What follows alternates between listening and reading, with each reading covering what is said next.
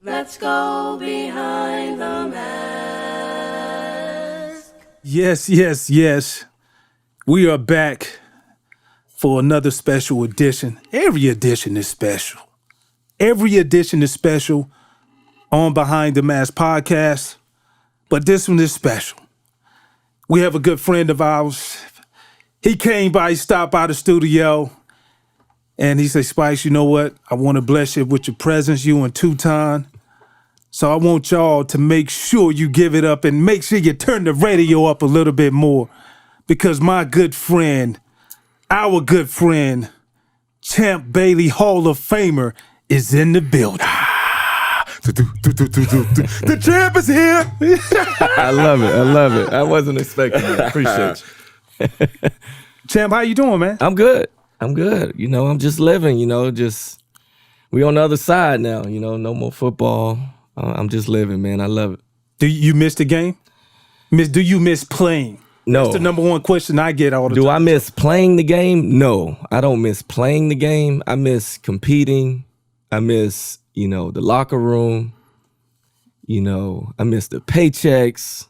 I miss all the good stuff. I don't. Checks is good. I don't miss that pain. I don't miss Monday mornings, Tuesdays. I don't miss that. Yeah, man.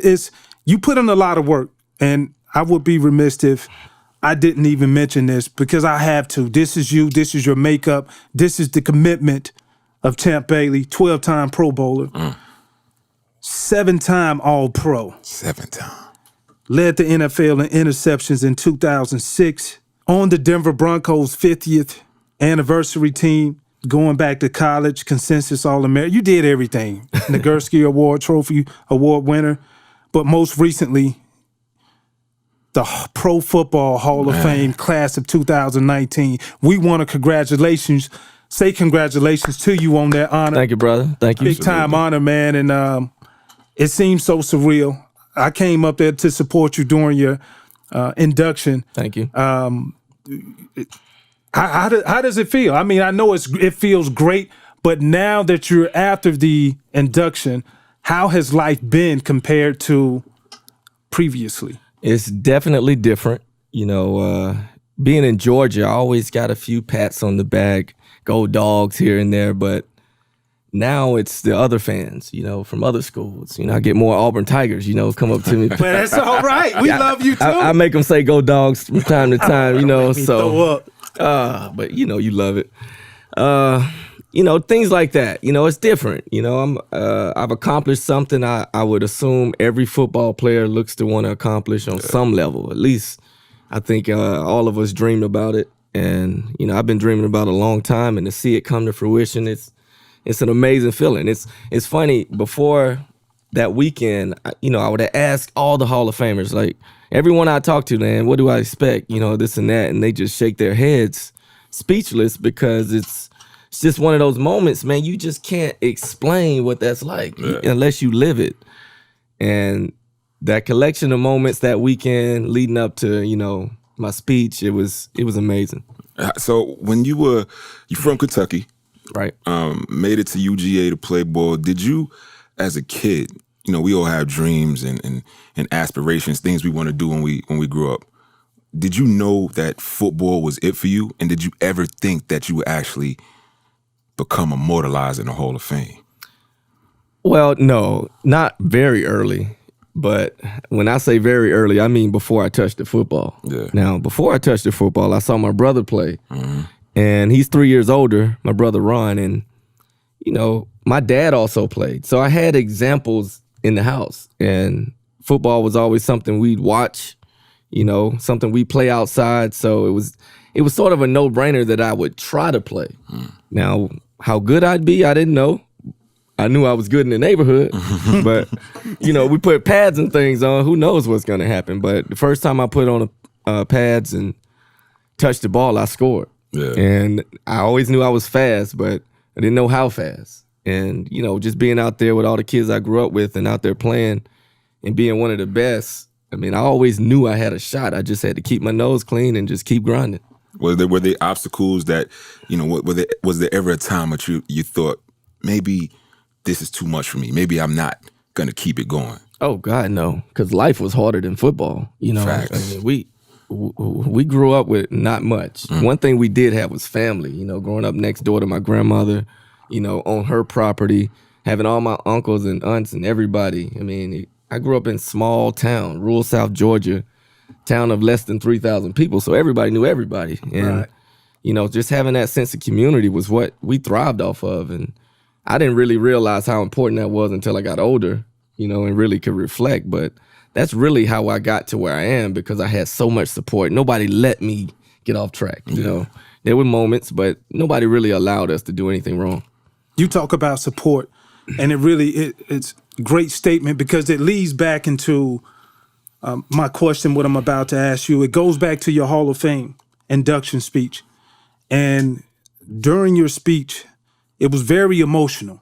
It was emotional from the fact that you were asking your community, meaning the community of the guys that are inside of that locker room who you spend so much time with day in and day out, more than guys' wives. You spend that much amount of time with those guys. You reached out and you said, you know what, I'm paraphrasing, and you can definitely clean it up for me, but it was more so calling an action item to all the white teammates, saying, guys, you know our story. You know what we go through. You talk to us every day in the locker rooms. If you don't listen, who will? When we tell you about our fears, please listen. When we tell you we're afraid for our kids, please listen.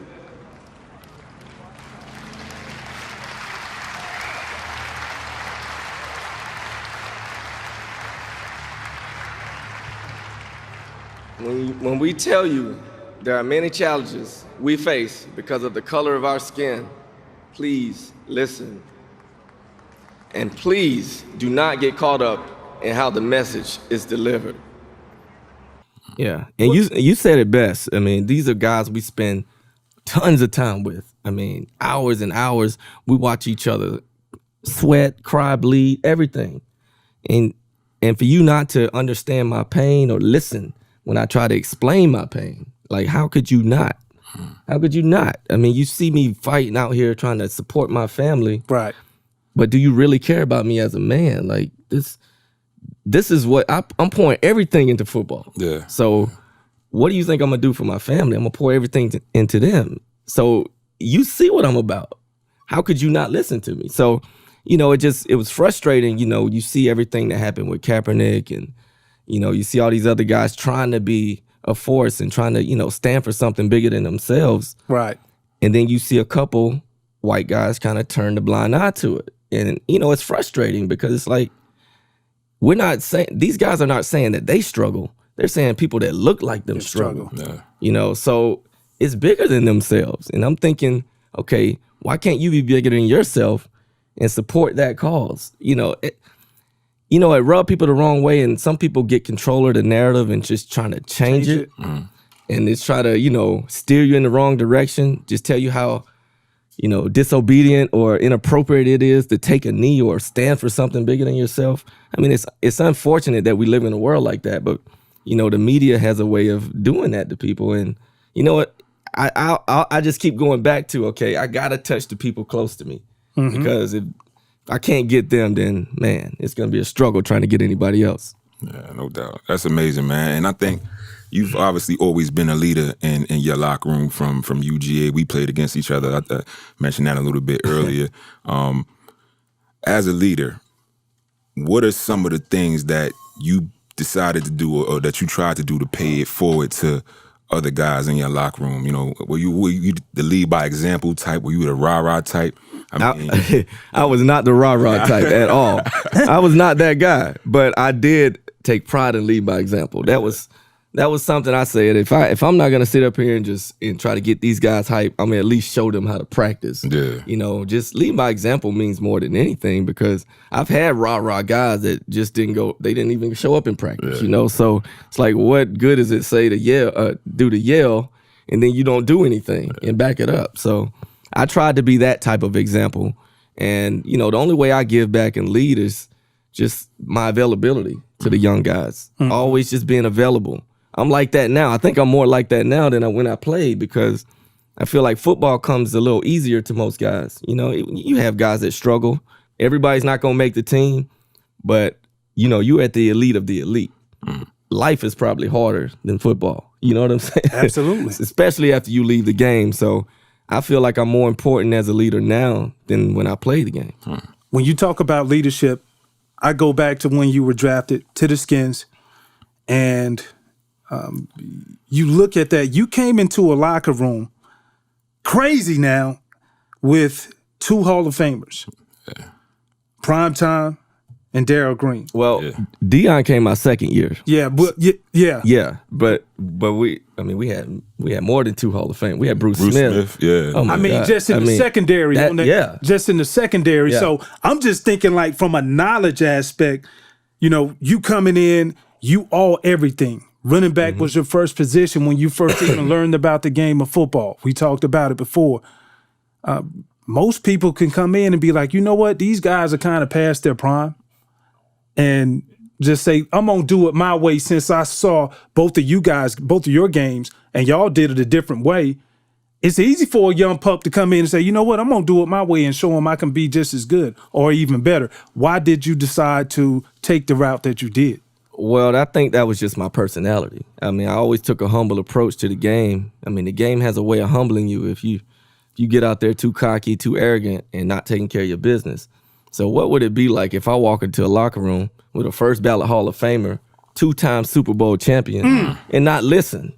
What would that be? I mean, he's already a first. You either a plum fool or you a dumbass. Damn right. And I made sure, you know, I took every little nugget he gave me and ran with it. We were 2 totally different type of players, but our coach at the time, he allowed Darrell Green to just take me to the side. I mean, every day we were one-on-one, and he was teaching me everything about playing corner.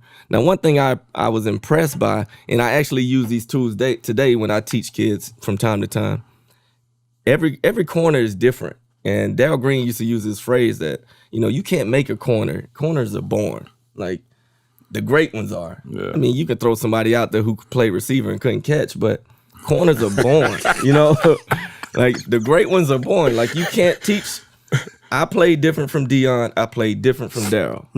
But we were all first ballot Hall of Famers. Yeah. You know, so there's so many ways you could do it. Once he learned how I played and how I felt comfortable on the field and, you know, what I was good at, that's how he tailored my game and tried to teach me. Darrell. Yeah, he didn't care about what he did great. He was trying to figure out what I was good at. I know, man. So listen, I love it, because the reason why I'm moving over here and I'm getting heated right now, because you have coaches who are paid to come in, right, and to teach you, and they try to teach you like they saw somebody else play the game and they don't understand. So it's baffling to me. People say, well, the pros, when you get to the NFL, that's the best of the best. Yeah, I mean, listen, it is somewhat to a degree, but I have a problem with, I know I'm going off on a rampant right now. No, go. Give it to him, Spice. Give it to him. I'm tired of these coaches, man. They don't know how to adjust. Yeah. They coach as if they're on the grease board. Right. And then they just, this X is going to do this and that, so you do this and do that technique. I hate it, man. So I really commend Darrell Green for that. Yeah. Being able to show you that and teach you and tailor it to your athletic ability. It goes back to time. And I think this is what coaches struggle with a lot too, is they don't have time to do that. You know, they don't really have time to do it. So they get pigeonholed into this little one way of doing it. Okay, we're going to get the X's and O's on the board, but I'm not going to teach them about technique and how to do this or that. Right. If you've never played corner, you probably don't know how to coach it. Yeah. But you know how to tell me to get lined up. So it's up to some veterans or somebody or some coach you had in the offseason to teach you how to play, like technically sound. And you don't have that unless you spend more money and more time. It's just more money, more time to really learn how to play corner. It's a unique position. I mean, you're doing everything backwards. Yeah, so, that's a fact. I mean, how many most of my coaches were white. I mean, I don't see a lot of white corners running around here, so I don't assume they played. You know what I'm saying? I mean, that's real. You know, that's just, it is what it is. Yeah, I mean, it is what it is. So I was lucky to have 2 Hall of Famers in my first 2 years. Lucky. So how was that meeting room? I mean, I know you're competitive. Deion obviously is. Darrell Green. all you guys were fast, 4.2, 4.3 guys.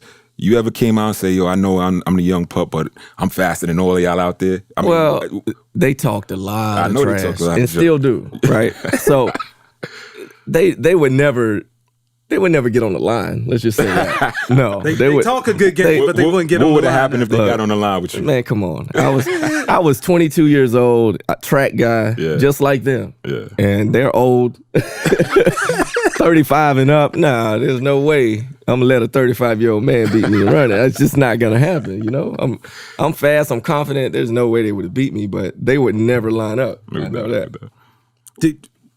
I want to go back to this because I want to make sure I like clear understanding. So when Deion was there, he came your second year. Darrell was already there. Right.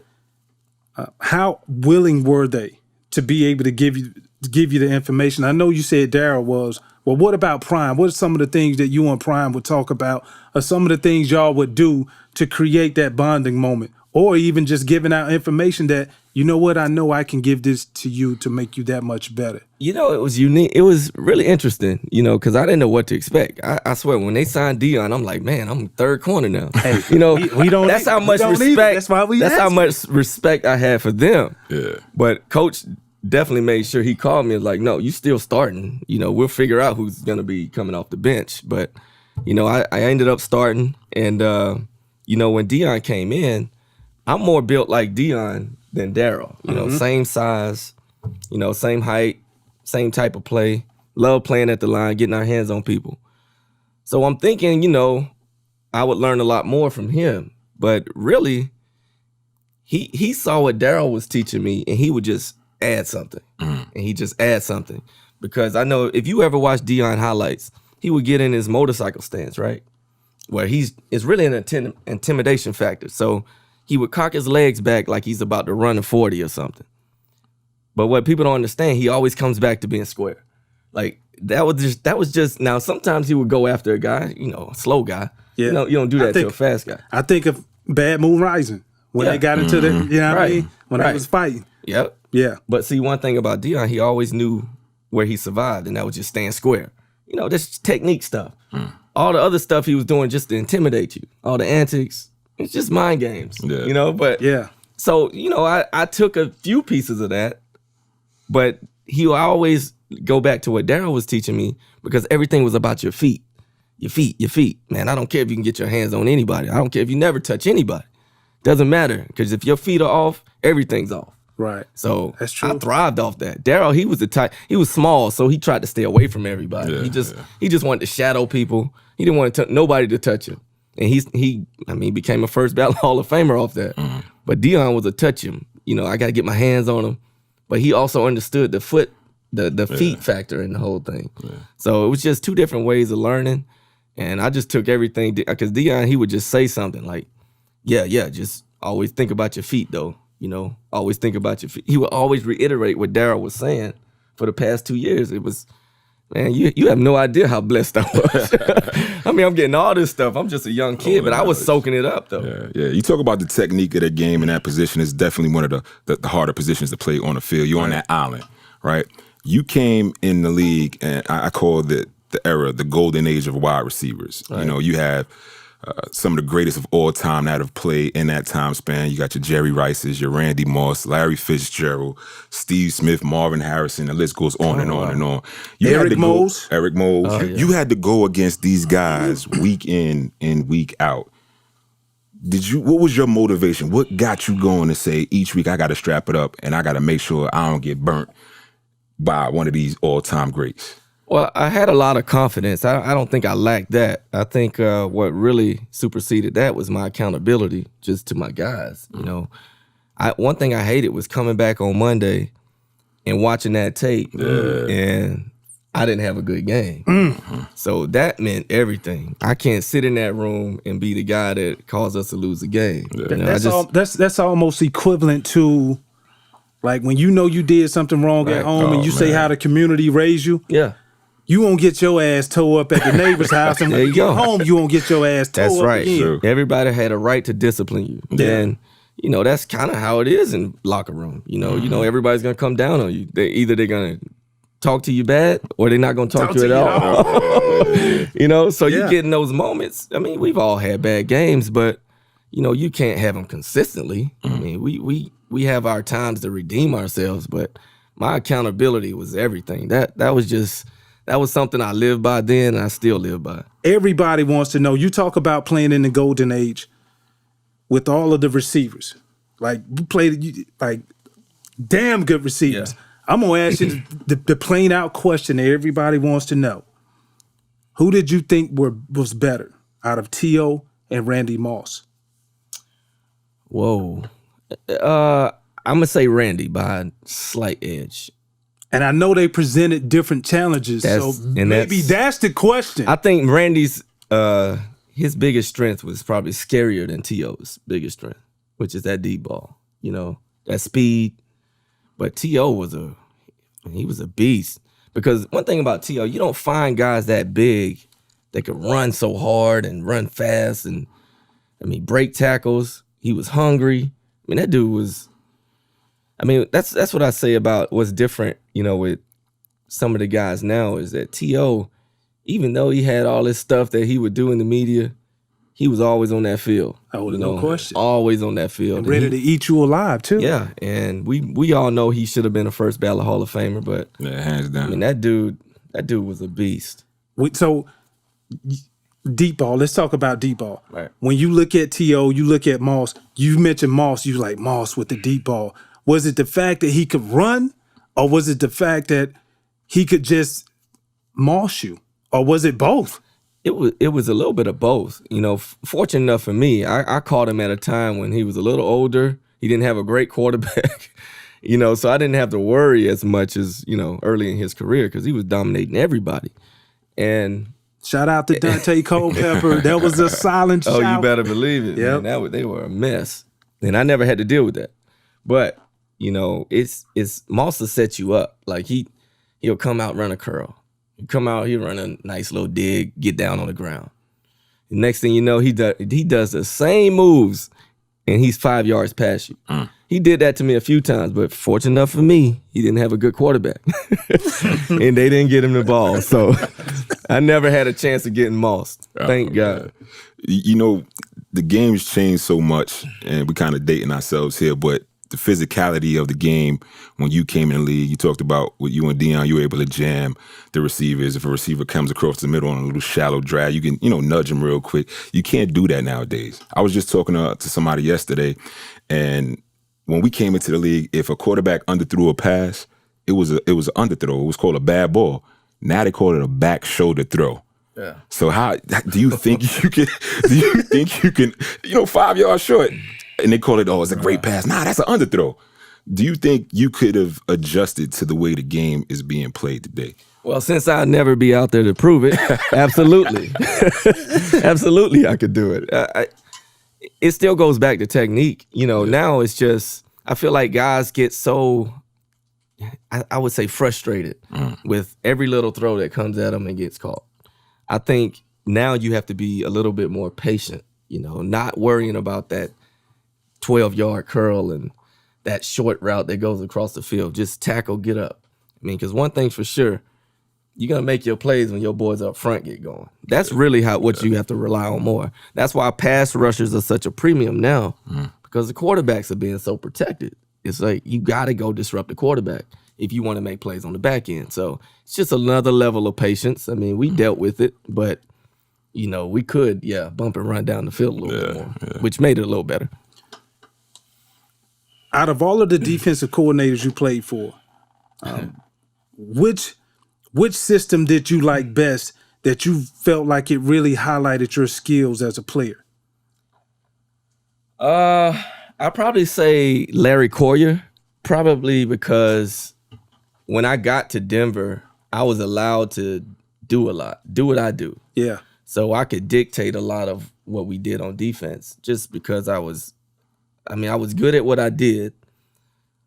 Plus, you know, I don't know. I just had this thing where he just allowed me to be free.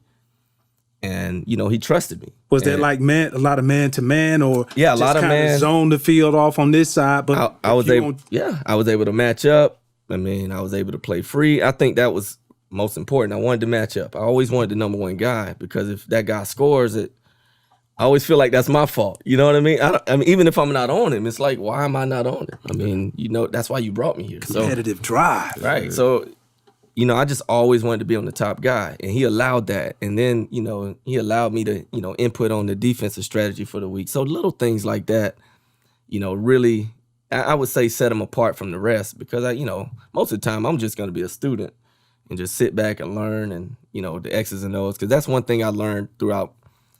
None of those coaches could teach me really how to play corner, but the X's and O's is something I wanted to learn more and more. So I'm glad you talked about the X's and O's because the mental side of the game, right. Athletically, listen, God gave everything to you. Yeah. So at what point did that come into manifestation for you to see, I know I can do it athletically, but I took my game to another level because I dabbled into the mental aspect of how to win. I think it happens without me even thinking of it because it doesn't just start when you get to the league. I mean, this is something you develop throughout all your trials and tribulations on the field. Like all your mistakes, all that experience develops the mindset that it takes to be great.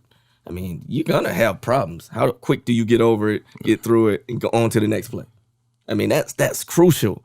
And your mindset is everything. I played with some athletes in high school that were just as good as I was, but they just didn't have the mindset to take them to the next level. So they couldn't not worry about that bad play they had last week. It's like, why are you dwelling on that? I mean, what about the play in front of you? So if you don't develop that mindset, that short-term memory, I mean, you're not gonna be a great or special player.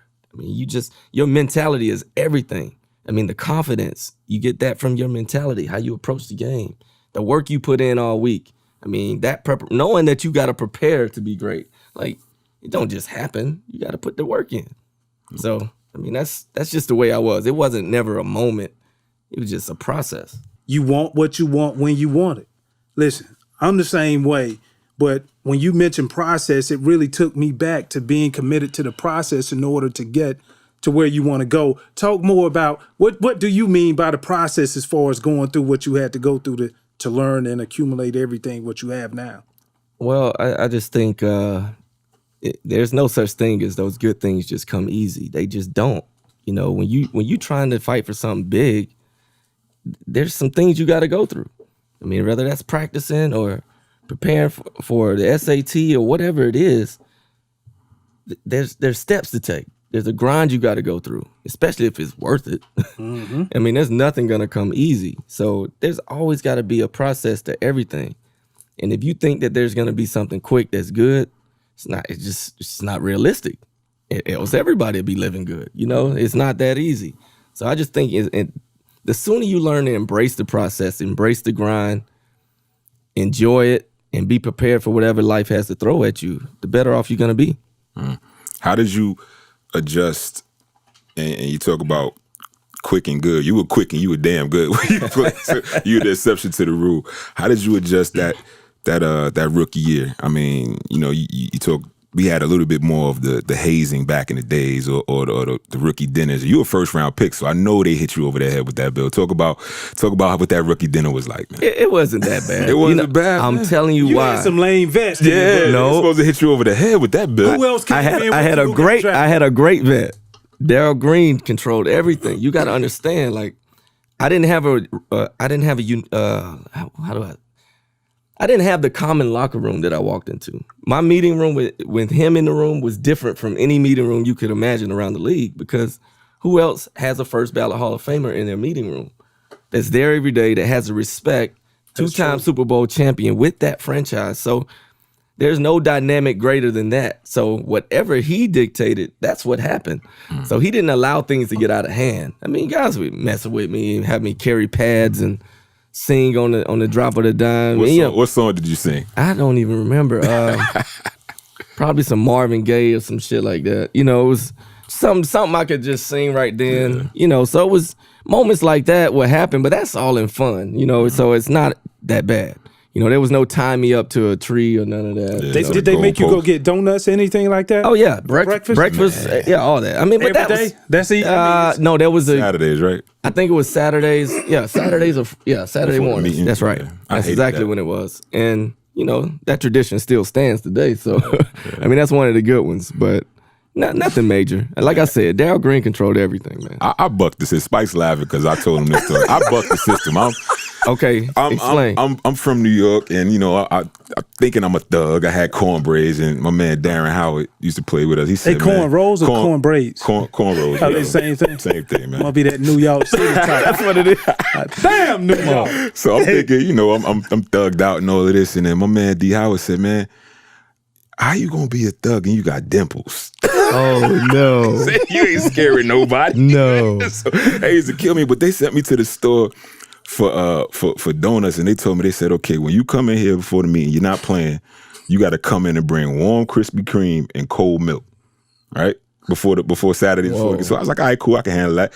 But I was running late one day, so I'm in New Orleans. I left the donuts in the car and the milk in the car, so I had to run to the special teams meeting so I wouldn't be late. By the time I get out the special teams meeting and bring it back to the O-line room, I got cold Krispy Kreme and warm milk. Man, they tore me apart, man. They like, man, you know what? Run back to the store and get us some more donuts. I'm like, I ain't doing that. We watching film. My man, Wally Williams, you ain't playing no way. Gave it to me. So I'm looking at the coach like, I can't leave. Sorry ass and go Coach to is the like, store. nah, you got to go. And I got Willie Rofe, Kyle my Turley, God. Chris Aioli. I got these vests. Another Hall of Famer in the room. Hall of Famers in the room. So this is what I'm going against. So they shot me down in terms of my bravado, my confidence. Because I'm from New York. You ain't gonna punk me. But So what you give to him? What you do? I had to go back and get some breakfast biscuits from McDonald's. You better believe. Krispy Kreme. Look, hot light was off. you don't mess with the big boys' food, man. You just cannot. They're the most sensitive and gentle giants in the world. They love their food and don't mess around. So the vets ain't give you no hard time. Look, like that, man. we're little guys. You know? had it easy, man. Yeah, I did. I mean, I played. Like big guys would try to tease me, but Darrell Green wouldn't let them. Nice. I was protected. I was protected, dope. man. That's dope. They needed me on Sunday. They ain't need me because I wasn't playing. See, exactly. So they gonna put you through the ringer. You better believe. I tell you this though. No, I had a donut story because it was every Saturday. I had to show up with the donuts. I still remember this. I was center. Derek Brills. He was like, This is him now. This is how he talks. I'm a rookie. Cincinnati. He was like, hey, me and you will forever get along under one condition. And I was like, what's up? Make sure you bring them goddamn donuts. And them donuts need to be there, and we need cold milk. Yep. That's And I was lineman. like, and in my mind, I'm thinking, like, that's it?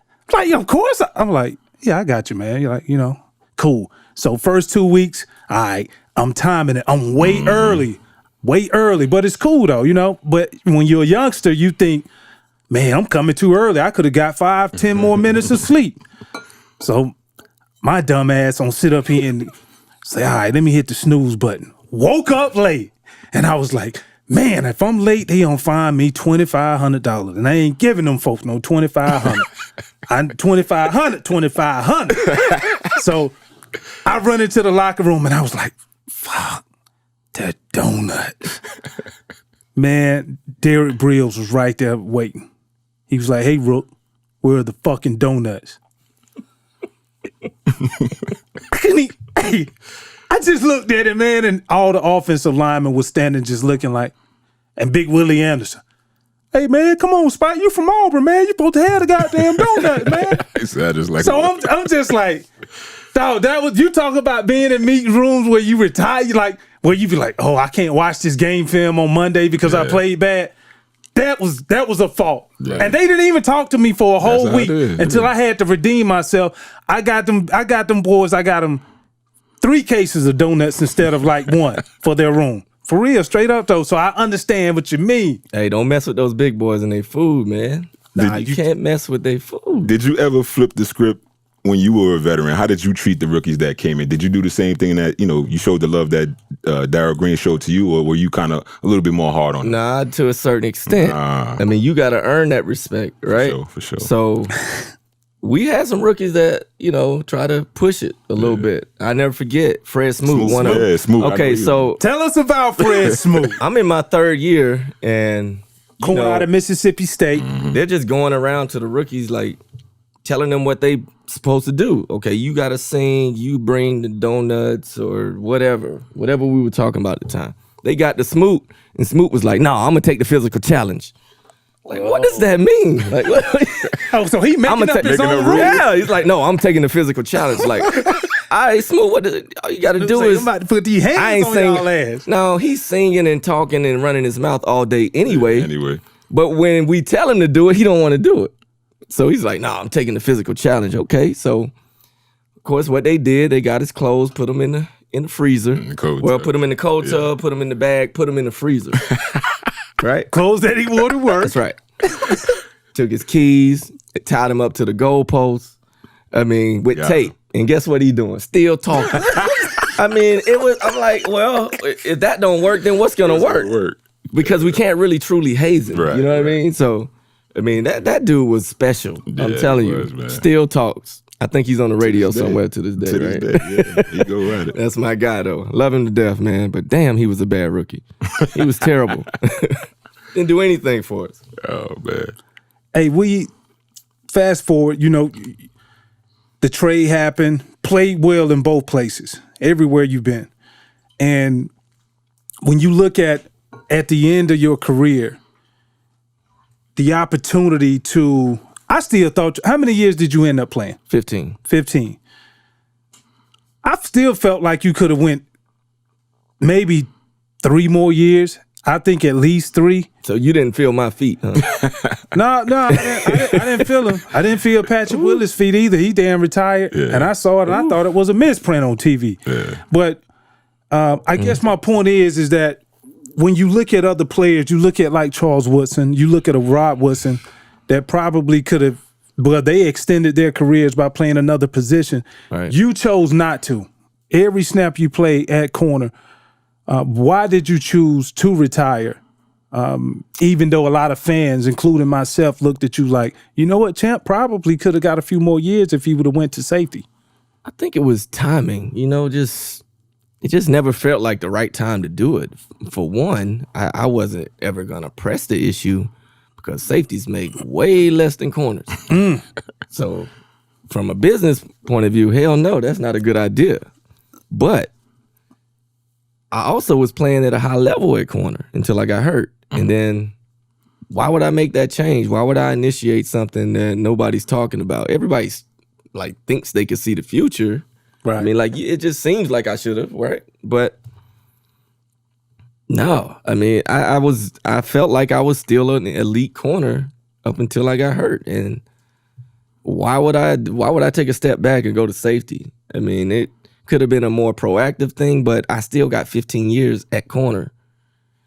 I just never saw a need to do it. And by the time I got to the point where it probably would have made sense, I was done. I was mentally checked out. Like physically, I probably could have kept playing, but mentally, no. Did you ever feel, and I think you were with the Saints the last year, correct? In the offseason or something? Yeah. So now you got a Hall of Fame quarterback in Drew Brees. One of the things that Spikes and I always talk about is that ever elusive Super Bowl ring. Now, I'm pretty sure you thought, you know what, I might have an opportunity to switch positions and go after that ring because we all want one. Every player that plays wants one. Did that ever come into your mind as to, I'll stick it out just one more time to chase this ring, or you just... Nah, I never let that dictate anything at the end because, I was dealing with my health, so that always was in the top of my mind is, can I play? And I tried to play corner because I was competing for a starting spot in training camp. So, nobody proposed going to safety. Nobody saw me as a safety. Every coach or GM I played for, they always talked about corner. So I wasn't gonna talk myself out of being a corner. So that's just when my bread's been buttered. Why do something different? The ring part, yeah, it'd have been nice to get a ring, but I don't dwell on that. It's a team game, so I know I put everything I had out there, right? So I could live with that. So that's a good point because me too. I played 15 years, and I was chasing that ring. I was chasing that. Right. I was chasing that. Listen, I'm getting passionate about it now, and I never could catch it. Never could get on a team that could quite take me there. How hard was it seeing when Peyton came into Denver, and you're gone now, seeing those guys earn an opportunity to get that championship ring? Well, I had an opportunity just like they did. We just didn't take advantage of it. And I think people forget. I don't reflect because I'm an optimist. So I don't reflect on this until after the fact. But I'm thinking about going into that game, man. We were losing. We lost so many players on defense. You know you can't win anything without defense. Yeah. Like, you got to have a defense. I don't care who you are. I don't care how good your offense is. Your defense ain't good, you ain't going nowhere. So we lost Von Miller that year, Chris Harris, Derek Wolfe, Kevin Vickerson, and a couple more that I probably forgot about. I mean, but those were all 4 starters on all levels of the defense. Now, I look back, I'm like, how in the hell did we even have a chance? How did we get to the Super Bowl without those guys? I mean, it was really because our offense, but we didn't win a championship. You only do that with good defense. And right. If I could have reflected the way I had after the fact, I would have probably went into that game thinking we didn't have a shot, you know, because that defense we played was probably one of the best ever in Seattle. I mean, they had one of the best ever defenses, Legion of Boom. I mean, they were really legit. Yeah. That's why they won. I mean, their offense played great too. They put up 40 points, but their defense scored. They scored on special teams. I mean, it was chaos. But, you know. And all your 15 years playing, I'm sorry, guy. Yeah, but I have no hard feelings that they won. I still cheered for them. That was my boys out there. Right. You know? No, I mean, I want them to win one. I'm glad they did. Yeah. And all your 15 years of playing, all decade for the 2000s, amazing feat.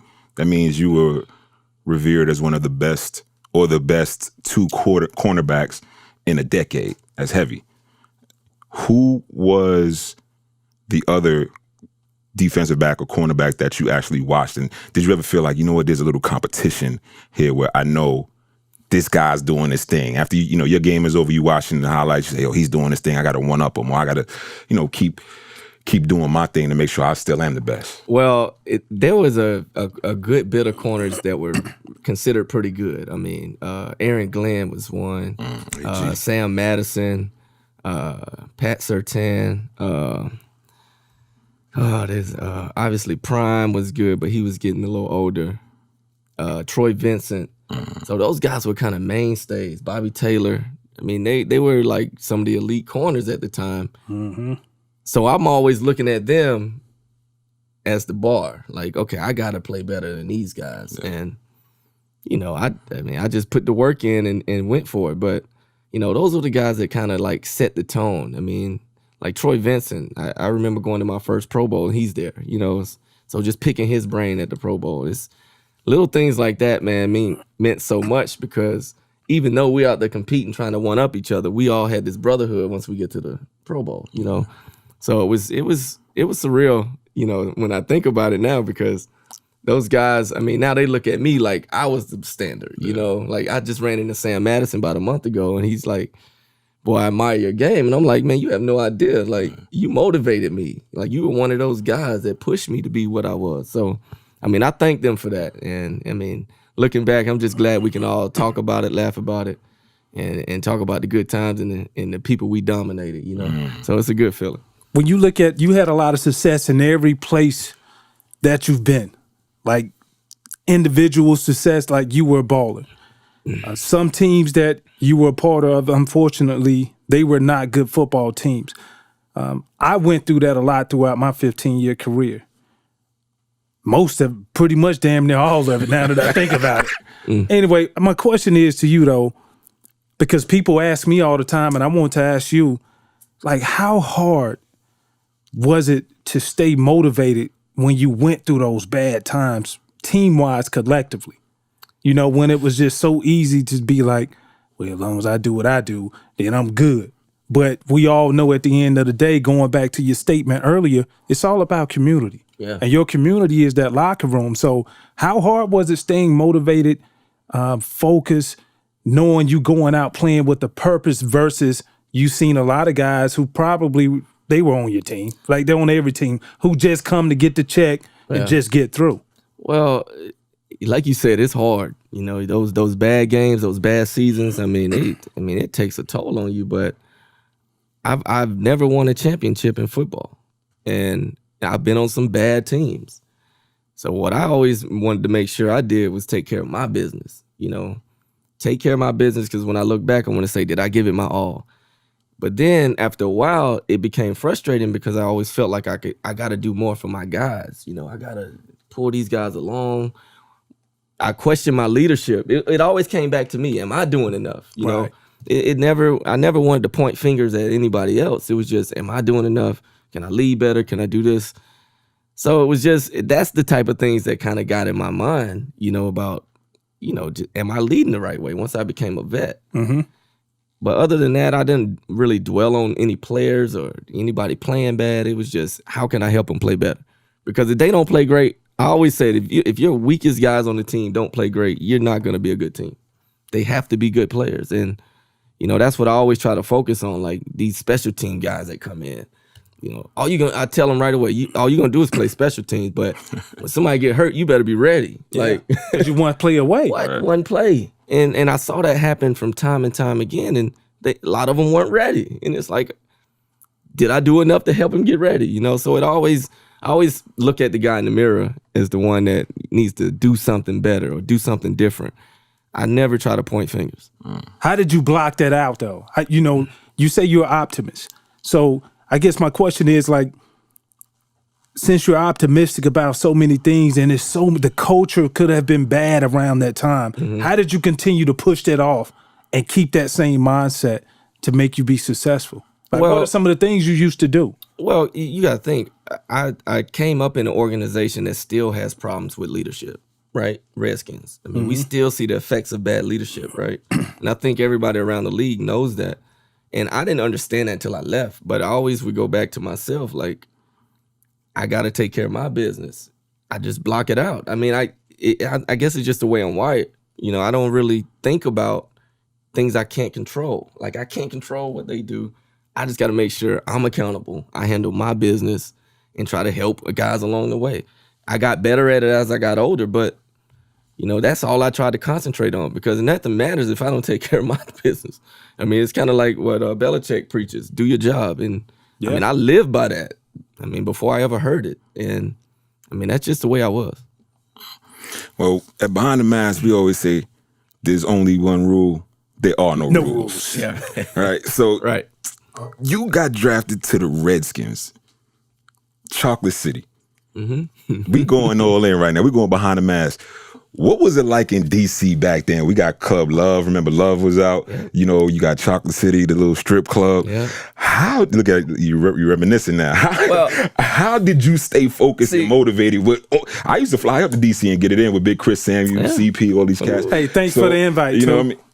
Yeah, you was kicking me out of house parties back then, so we ain't gonna get onto that. Man. But how did you stay motivated with all that going on off the field and still stay focused to get ahead and, you know, and get it in on the field? Well, that's one thing about being an NFL player. There's gonna be distractions, right? Yeah. There's always gonna be some temptations out there, you know, and you feed into it from time to time again. But I'm telling you, why do you have those opportunities?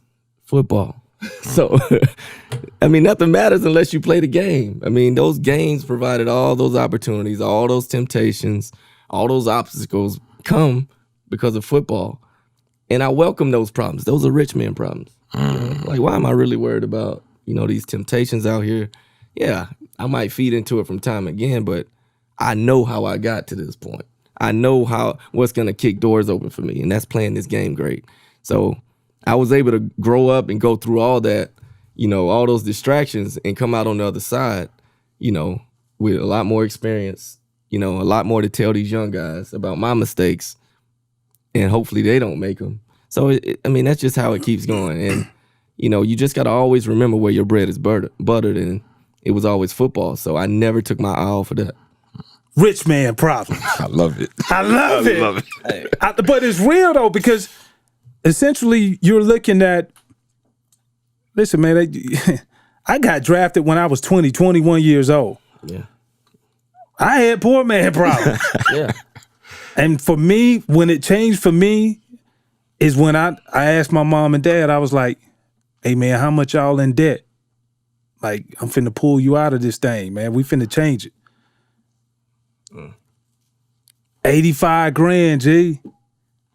You know what I'm saying? Supporting a household of 4. So to be able to stroke that, I was like, this is a rich man problem that I can solve, and I'm gonna solve it, goddamn. So you got your parents out of debt? Yeah. Oh, my parents created more debt. This. So Yeah, you You press that reset button and go right back into it, right? So right. Okay. So as good as that was for him, I mean, everything ain't always peachy once you sign that contract. Absolutely. You know, because family is a bitch. I mean, I'm telling you, family can be your downfall. So how does my family create more debt when their son just signed for $5 million or whatever I got at the time? Which was a lot more than what you got, right? Yeah, I got 3.6. Man, I got 175,000. What y'all talking about? Mr. Budget. But my point is, it's just that financial literacy. You know, it's just, I mean, you still have to deal with those issues. You don't get rid of it because you got a check. It just gets worse. Gets worse. Just gets worse. So, you know, that education is so important. And, you know, not having that growing up, I mean, I fed right into it. So if it wasn't for my second contract, who knows where Champ would have been, you know? Right. So it's just one of those realities, man. It's not that easy. You know, just because you get money, it's not that easy because you got to you want to take care of your family, right? You want to take care of everybody in the community. Right. But everybody ain't your cousin. Everybody ain't your family. And you just got to try to make the wisest decisions possible. And when did you finally say no? When did you finally say, you know what? Nah, I can't do this no more? It probably, maybe my 3rd or 4th year in Denver. Like, it was like 7-8 years in the league before I getting to the point where, I mean, because of course I signed a bigger contract. So the problems got even worse because I didn't nip it early enough. I was just too immature. I mean, I was 25 years old. You know, after my contract was up, I was 25. So, I mean, that most rookies are about 25. So it's like, you know, I really hadn't had time to grow up and learn. You know, there's obviously family comes with that. Your community, you want to help people back home. Everybody becomes your cousin. I mean, I felt like I became a therapist in some sort because you learn about everybody's problems. You know, so it's a lot of that, fishing through that and trying to figure out how to, you know, take care of my family and my community, but not at the detriment of losing everything that I have, you know? So there was a balance there. And that's when, go back to that question, when did I start saying no? That's when I started having to say no, because now I got a little bit of money as a rookie, or I got a lot of money as a rookie, but now I got another windfall of money. People just think, oh, shoot, he got it all. So, I mean, I can't go broke, but they have no idea how quick that can happen. And, you know, I wish I would have reflected on some of the, you know, previous stories of guys that lost money and this and that to tell my family and educate them. But it all goes back to, man, it's a process to educate people, especially when they're older. You're not going to change people's ways. And, you know, that aunt that, you know, don't have anything, you want to take care of her. You give her a windfall of money, she's going to spend it. That's all she knows to do is spend. Right. So, I mean, it's dealing with that and trying to create some balance. It was hard, but we got through it. You know, burned some bridges here and there. I mean, they actually burned them my way, but, I mean, that's how it is, man. You got to learn to tell people no real quick because not everybody has your best interest at heart. And having money is just going to create those issues, and it really reveals who people really are, you know? Man, you talk about, talk about the name Champ, and I know that's a lot to live up to, right? And obviously, first round pick, all decade, Hall of Fame. You did all of that on the field. So what motivates you now to still be a champ off the field since retiring from the league? Well, just doing what I did to be good at football. I mean, I think if I apply the same things to football I did to life and, you know, business, I could be just as successful or even more, you know? And, you know, I'm counting on that because all those values I learned in football, being accountable, playing with confidence, you know, teamwork, I mean, those are great qualities that apply to everything in life. You think? So I'm like, and then you play the ultimate team sport. I couldn't be more prepared for everything that you throw at me. So I think one thing I realized football's taught me, when things aren't going bad or a relationship's bad, it's time to cut it. You just got to cut it. And, that's friends. It doesn't matter who it is. You just got to. Real talk. You just got to cut those things off, things that weigh you down, and just try to surround yourself with smarter people, better people than yourself. And it's a constant challenge, but, we live and learn, and I think I'm in a good place, but I want to be in a better place. So I'm always striving for something better. No doubt. And then No. And you're doing some amazing things also with your alma mater, University of Georgia. Talk briefly about the players' reception and what is your goal behind that movement. Well, playing the game, provided us a lot of opportunities, a lot of doors that open that really wouldn't for a typical black man. And, I just want to take advantage of those. But it's not just about me. And I think that goes back to, trying to be a better leader. Is really showing guys what to do, getting them in the same room, talking about what I'm doing. What are you doing? How can I help you? Those little things mean a lot. And, we have this thing I go by this thing called from the feet up. And it goes back to my football days. I talked about Darrell Green and how Deion, how they all were talking about, you could touch guys and put your hands on them, but it all starts with your feet. I mean, because if your foundation is not right, nothing's going to be right. Everything's shabby, so I want things to be stable. So it's all about making sure you got the right foundation. That starts with my team, how we run things, a system. I mean, it's not, I want to be able, if I can't run my business, we could plug somebody else in. Yeah. There's only one champ, but as a collection, I mean, we could be so powerful. I mean, I think, you look at what LeBron has done. I mean, we talk about this all the time, me and my business partner. Like, he's done it because he's so big. But I'm like, I'm not LeBron, but imagine if 2 or 3 people like me got together. We could be just as big or bigger. So we got to continue to gather, and that's what the players' reception is all about. Getting guys in the same room, connecting them with fans, corporate guys, just so we can figure out how we monetize these relationships that we built throughout the years and also do business together. I mean, we all have great work ethic. Let's continue that, and let's do business with good people. That's what it's all about. My last question I got for you. Even though you finished up Hall of Fame career, are there any regrets throughout your career that you would like to go back and say, you know what, maybe ideally I could change this, even though I know I'm going to still be a Hall of Famer?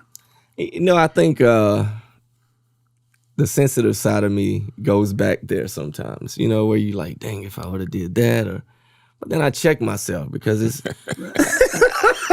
I walk in my closet, I unzip that Hall of Fame bag, and I see that, right. So I mean, that's all the validation I need about anything related to my career, because all those bumps and bruises, injuries, all the losses, all the bad games, all the bad coaches, none of that matters now. that actually propelled me to putting that jacket on. So, I mean, if I changed any of that, I mean, who knows what would have happened? It would have steered me the wrong way. I don't know. But I ended up on a trajectory to get that jacket, and I got it, and I'm proud of it. I don't care what happened along the way. I mean, I got the ultimate prize, Right. No doubt. Do you ever stunt and we might go to the mailbox in the morning with the robe on. You ever go to the mailbox with the Hall of Fame jacket on?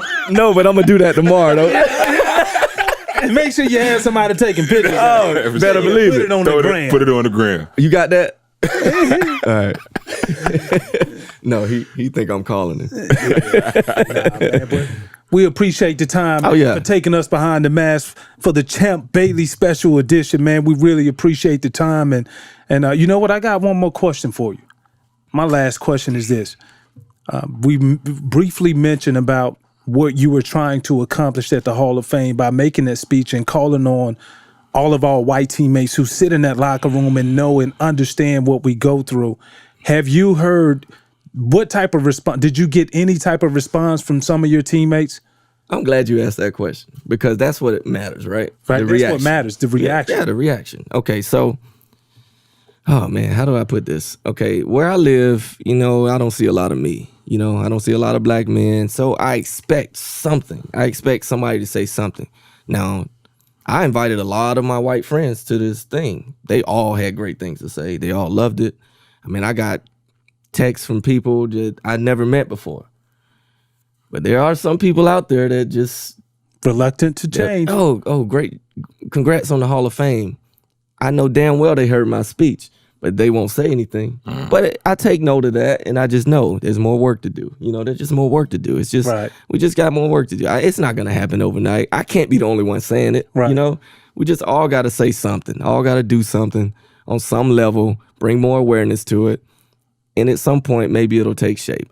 If that person don't get it, maybe the kids will. Yeah. Because that's one thing I did notice. One of my friends say, I've never had this conversation. One of my white friends, he said, I've never had this conversation with my two twin boys. They're 9 years old.